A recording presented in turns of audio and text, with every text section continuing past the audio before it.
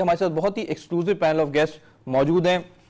मैं अपने राइट से तारुफ कराना चाहूंगा तौकीरुल हक साहब, जो कि चेयरमैन है पाकिस्तान फार्मास्यूटिकल मैन्युफैक्चरर्स एसोसिएशन के। फार्मास्यूटिकल इंडस्ट्री पे बहुत कम हमने देखा है कि पिछली गवर्नमेंट्स ने तवज्जो दी है। यहाँ से एक की सेक्टर है, पॉलिसी गाइडेंस अगर बेहतर दी जाए तो यहाँ पे फार्मास्यूटिकल एक्सपोर्ट, लोकल प्रोडक्शन और ओवरऑल डायनामिक्स पे बहुत पॉजिटिव असर हो सकता है। इनसे जानेंगे ओवरऑल डायनामिक्स के बारे में। बहुत बहुत शुक्रिया सर प्रोग्राम में शामिल होने का। You have come to our show first time. सबसे पहले तो एक क्विक अपडेट दीजिएगा फार्मास्यूटिकल इंडस्ट्री की कि करंट गवर्नमेंट ने क्या की मेजर्स लिए और अभी इंडस्ट्री की डायनामिक क्या है। जी सर। जी देखें, फार्मास्यूटिकल इंडस्ट्री जो है वो आजकल के स्पेशली जो हालात हैं कोविड के, वैसे भी बहुत इम्पॉर्टेंट है। तो इस गवर्नमेंट में लास्ट ईयर से हमारी मीटिंग हुई थी इमरान खान साहब से, प्राइम मिनिस्टर साहब से। तो हम ये देख रहे हैं कि पहली दफ़ा गवर्नमेंट ने फार्मास्यूटिकल इंडस्ट्री पे एक स्पेशल फोकस किया है और उसमें ये तय हुआ था कि फार्मास्यूटिकल इंडस्ट्री के जो इश्यूज़ हैं और इसके जो इम्पेडिमेंट्स हैं उसको भी दूर करना है। और दूसरा जो पोटेंशियल एरिया है वो एक्सपोर्ट है, क्योंकि इस वक्त हमारी एक्सपोर्ट जो फार्मास्यूटिकल की है सिर्फ 250 मिलियन यूएस डॉलर की है। और अगर आप कंपेयर करें with our neighbouring country India and Bangladesh, अगर आप इंडिया को देखें तो 24 बिलियन यूएस डॉलर की एक्सपोर्ट है इंडिया की। 24 बिलियन यूएस डॉलर। तो उस पे हमारी ये बात हुई प्राइम मिनिस्टर साहब से कि उन्होंने ये कहा कि जी ही वांट्स टू सी कि फार्मास्यूटिकल इंडस्ट्री भी जो है वो रेवेन्यूज लाए थ्रू एक्सपोर्ट। जिस तरह आपने देखा कि टेक्सटाइल और दूसरे सेक्टर्स जो हैं ये एक्सपोर्ट में कंट्रीब्यूट कर रहे हैं, तो we have all the potential to contribute towards the export. सही, I think very key insight. So नाज़रीन, there is a huge gap. अगर आप अपनी नेबरिंग कंट्रीज से देखें तो बेस इफेक्ट की वजह से भी आप 100% ग्रोथ देख सकते हैं अगर आप प्रॉपर तौर पे पॉलिसी इंफ्रास्ट्रक्चर को इंप्रूव करें। इसके ऊपर और की इनसाइट बताइए कि फार्मास्यूटिकल इंडस्ट्री के 2-3 सबसे बड़े मसले क्या थे जो आप प्राइम मिनिस्टर से आप चाहते हैं कि इसको एड्रेस किए जाएं और उसको इम्प्रूव किया जाए, और कौन सी चीज़ें मजीद बेहतरी की तरफ आई हैं? देखिए, अभी जो एक्सपोर्ट पे हम बात कर रहे हैं ना, तो पहले तो ये पैराडाइम शिफ्ट है इस गवर्नमेंट का। और जैसे आप सब लोग कह रहे हैं कि एक्सपोर्ट बढ़ेगी और इम्पोर्ट कम होगी, तो ये जो डेफिसिट है, ट्रेड डेफिसिट, ये उसी से वो होगा। अच्छा, एक्सपोर्ट से पहले जो है ना, एक्सपोर्ट तब बढ़ेगी जब फार्मास्यूटिकल इंडस्ट्री यहाँ स्टेबल होगी। तो जो सबसे ज़्यादा जो मेजर इशू ये है कि हमें जो इदारा चलाता है वो drug regulatory authority of Pakistan. तो हमने प्राइम मिनिस्टर से भी और डॉक्टर फैसल सुल्तान से भी, जहाँ जहाँ भी हैं, एज अ चेयरमैन भी और हम एसोसिएशन के पॉइंट ऑफ व्यू से भी, सबसे इम्पॉर्टेंट चीज़ ये है कि ड्रैप के जो हमारा जो इदारा है उसमें एडहॉकिज्म को जो है वो पहले ख़त्म करना है, क्योंकि जो ड्रैप के सीईओ हैं वो अभी परमानेंट नहीं है। इसी तरह वहाँ जितने मेजर डायरेक्टर्स हैं तो वो अभी तक परमानेंट नहीं है, तो हर आफ्टर एवरी 3 मंथ्स वो उनको दोबारा पॉलिसी कंसिस्टेंसी नहीं है। तो होता यह है कि इस वजह से कि अब आप देखें किसी भी इदारे का अगर सीईओ या सरबरा परमानेंट ना हो और उसको यही ना पता हो कि कल मैं हूँ या नहीं हूँ, तो how would he be able to take appropriate and futuristic decision. तो पहला तो ये है जिसपे हो रहा है और आई थिंक के वेरी सुन ये हो जाएगा।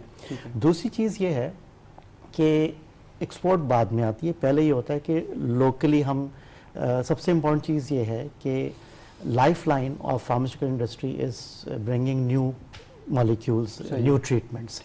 वो हमारी इंडस्ट्री के लिए भी ज़ाहिर है हमने फ्लॉरिश करना है, इसके साथ साथ वो आम आवाम के लिए भी ये बहुत ज़रूरी है कि they should get the best treatment.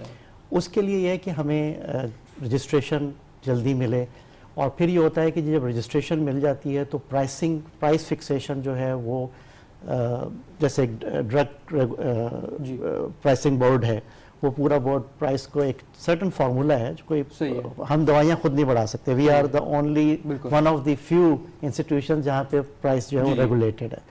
तो वो जब पूरे प्रोसेस से बोर्ड करता है तो फिर वो जाके कैबिनेट में जाना होता है, तो 6-8 महीने उसकी अप्रूवल के लिए लग जाते हैं।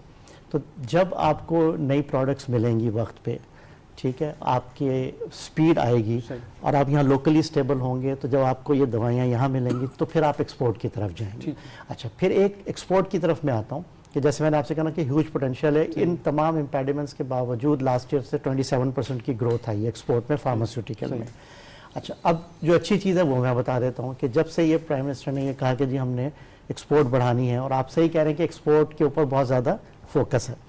उसमें सबसे पहले एक इशू ये था कि कॉन्ट्रैक्ट मैन्युफैक्चरिंग पॉलिसी थी जो दैट वाज वेरी रिस्ट्रिक्टिव।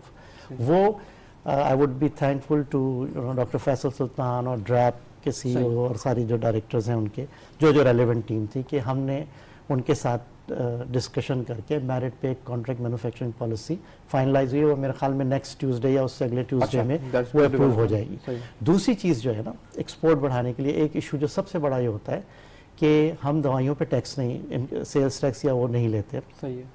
अच्छा, होता क्या है कि फार्मास्यूटिकल में अगर आपने एक्सपोर्ट में जाना है तो जो एक्सपोर्टिंग कंट्रीज़ की रेगुलेटरी अथॉरिटी होती है वो आके हमारे प्लांट को इंस्पेक्ट करती हैं, and if our plan and equipment are not in line with the international standard तो हमें अप्रूवल नहीं मिलती। उसके लिए we have to invest a lot, और वो बहुत ही एक्सपेंसिव मशीनरी हमें इंपोर्ट करनी पड़ती है। तो यहाँ पे गवर्नमेंट ने हमें सपोर्ट किया कि इस बजट में, and I would like to thank Razak Dawood साहब, क्योंकि मिनिस्टर उनके साथ I had a series of meeting कि जो जितने इतने एक्सपेंसिव इक्विपमेंट वो यहाँ अवेलेबल नहीं है उस पर उन्होंने हमें ड्यूटी पे रिलीफ दिया, which is a very very important step. So it will not only attract existing exporters but it will bring new companies also कि वो इस तरफ जाएंगी। दूसरा जो हम बात कर रहे हैं कि जी इसी तरीके से इन इक्विपमेंट्स पे सेल्स टैक्स है, वो इतनी ह्यूज कॉस्ट आ जाती है, तो ये तो हमारी एक इंफ्रास्ट्रक्चर है। तो हम ये बात भी कर रहे हैं गवर्नमेंट से कि फार्मास्यूटिकल के इक्विपमेंट पे सेल्स टैक्स भी ख़त्म किया जाए। इससे क्या होगा कि जब प्लांट इक्विप हो जाएंगे इंटरनेशनल स्टैंडर्ड पे तो हमारी प्रोडक्ट रजिस्टर होंगे, हम एक्सपोर्ट बढ़ाएंगे। बहुत ही की इंसाइट था। हाँ, एक और चीज़ मैं बताऊँगा इसमें कि देखें हम जो है ना एक्सपोर्ट जो करते हैं we are not exporting commodity, we are establishing our brands. अच्छा, अब हम जहाँ हम एक्सपोर्ट कर रहे हैं वहाँ पे हमारी डिस्ट्रीब्यूटर होता है, हमारी सेल्स टीम होती है, वहाँ हमारे मार्केटिंग एक्सपेंसेस होते हैं, ऑफिसेज होते हैं, and we have to establish our brand जो कि मेड इन पाकिस्तान है। ये नहीं है कि आपने किसी को बना के भेज दिया और फारिग हो गया वो फिर आपकी लाइक गारमेंट्स या वो, तो वहाँ हमने एस्टेब्लिश करने के लिए then we have to compete with neighbouring countries India और वो। तो इशू ये आ रहा है कि हम जो एक्सचेंज प्रोसीड्स है वो हम 15% है यहाँ, तो हमने गवर्नमेंट से इसमें हमने जो स्टेट बैंक के गवर्नर उनसे भी बात की, प्राइम मिनिस्टर से भी, रज़ाक दाऊद साहब से बात की है कि ये नेबरिंग कंट्रीज़ में 50% है। सही है। और यहाँ पे आईटी को शायद 35% दे रहे हैं, तो एटलीस्ट 35% या 50% दे। क्या होगा कि जब हम when we are unable to salaries और अपने मार्केटिंग एक्सपेंसेस कर लेंगे तो क्या है कि दूसरी कंट्रीज जो है ना वो हम स्टैब्लिश नहीं कर पाए। ये एक बहुत बड़ा इम्पेडिमेंट है और ये दूर हो जाएगा। तो आप ये देखेंगे इस एंगल से देखें कि ये 15% से 35% ज़रूर हो रहा है, लेकिन आप ये देखें कि कितना पोटेंशियल है कि कितनी ग्रोथ जो है वो आएगी जब हम बिजनेस को स्टैब्लिश करें। आई थिंक बहुत ही की raw material is imported either from China और सम अवर नेबरिंग कंट्री। और अब इस पॉइंट ऑफ व्यू से आप ये देखें कितना इंपोर्ट जो है वो हमारी बढ़ जाती है इस वजह से। और प्लस ये है कि अब ये कोविड की वजह से बहुत सारे ये जो इश्यूज आए हैं, तो ये रॉ मटेरियल या तो मिल नहीं रहा है या आपको शिफ्ट करना पड़ा है, महंगा हो गया। सही है। तो फ्यूचर यही है कि we should be self sufficient in terms of और APIs, और उसके लिए मेरी सजेशन गवर्नमेंट को ये होगी कि ये इतना आसान नहीं है, it can not be done overnight. इसके लिए टेक्नोलॉजी ट्रांसफ़र चाहिए। अब ये CPEC का जो हमारे एक वो चल रहा है, तो अगर हम क्योंकि देखें 60% हमारा रॉ मटेरियल चाइना से आता है, तो वहाँ से अगर हम जॉइंट वेंचर हो और वो टेक्नोलॉजी यहाँ लेके आएँ, और यहाँ पे जो लीडिंग फार्मास्यूटिकल कंपनीज हैं दे शुड आल्सो चिप इन। और फिर उसकी बात जब आप यहाँ रॉ मटेरियल बनाएंगे, एक तो एक्सेस ऑफ मेडिसिन रहेगी जो कि आप कह रहे हैं विच इज़ वेरी इंपॉर्टेंट, और सेकेंडली ये कि नेक्स्ट फेज में you will be able to export. सही, आई थिंक बहुत ही की पॉइंट्स हाईलाइट किए। एक तो हम कहते हैं इंपोर्ट सब्सटीट्यूशन, सो वो रॉ मटेरियल के अंदर इंपोर्ट सब्सटीट्यूशन होना बहुत जरूरी है। देन टेक्नोलॉजी ट्रांसफर, सो वही आपका लॉन्ग टर्म के अंदर जो एक्सपोर्ट ग्रोथ का बाइस बनेगी। अदरवाइज आप देखें शॉर्ट टर्म में एक्सपोर्ट ग्रोथ हो जाएगी, फिर again you might see a decline. अच्छा, फिर एक चीज मैं यहाँ एक छोटी सी चीज ये करूंगा कि अब जैसे इस वक्त नेम ऑफ द गेम ये है कि जी वैक्सीन्स का एक बहुत बड़ा इशू आया, and we are totally dependent, ना सिर्फ कोविड बल्कि सांप ने काट लिया या वो सारी वैक्सीन हमें इंपोर्ट करनी पड़ती हैं, यहाँ पे अवेलेबल नहीं है। ये भी हम देख सकते हैं कि चाइना से जो है वो ये बड़ा इंपॉर्टेंट पॉइंट वैक्सीन्स के ऊपर। What is the recommendation that you would like to give to government right now? देखिए, इसमें सबसे इम्पोर्टेंट चीज़ जो है वो ये है कि पॉलिसीज़ जो हैं वो बिज़नेस फ्रेंडली होनी चाहिए, कंसिस्टेंट हों। जिस तरह के प्राइम मिनिस्टर ने भी ये कहा और यहाँ के जी हमने फार्मास्यूटिकल सेक्टर को हमने इस वक्त पॉलिसी का पार्ट है कि हमने इसकी सही। इम्पेडिमेंट्स दूर करनी है, तो कंसिस्टेंसी हो। और Consistency। इसके साथ साथ जो है वो ये है कि इंसेंटिवाइज पॉलिसीज होनी चाहिए, जिस तरह टेक्सटाइल में इंसेंटिव दिया, सही है। फार्मास्यूटिकल को देखें, फार्मास्यूटिकल को गवर्नमेंट को should treat as a new product, सही है, ठीक है। सही। और इसके साथ साथ ये है कि आप कोई भी स्ट्रैटेजी जो है ना वो कभी भी कामयाब नहीं हो सकती, चाहे आप जितनी मर्जी अच्छी लेके आएँ, जब तक कि उसकी टाइमली एग्जीक्यूशन ना हो। ठीक तो है। इट है जो एग्जीक्यूशनल एक्सीलेंस है ना वो लाने की ज़रूरत सही है। है।